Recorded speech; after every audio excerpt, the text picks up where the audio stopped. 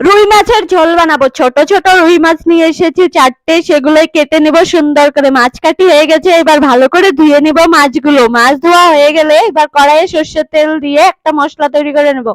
পেঁয়াজ, রসুন, আদা একটু ভেজে নিয়ে তারপর কাজু বাদাম, টমেটো, শুকনো লঙ্কা, কাঁচা লঙ্কা, জিরে, মৌরি, গোটা গরম মশলা দিয়ে ভালো করে মশলাটা ভেজে নিব। এবার মশলাটা আমি মিক্সচারের মধ্যে গ্রেট করে নিব। এদিকে আমি মাছে লবণ হলুদ মাখিয়ে নিয়ে কড়াই এবার সর্ষের তেল দিয়ে দেবো। মাছগুলো দিয়ে মাছগুলো সুন্দর করে ভেজে উঠিয়ে নিব।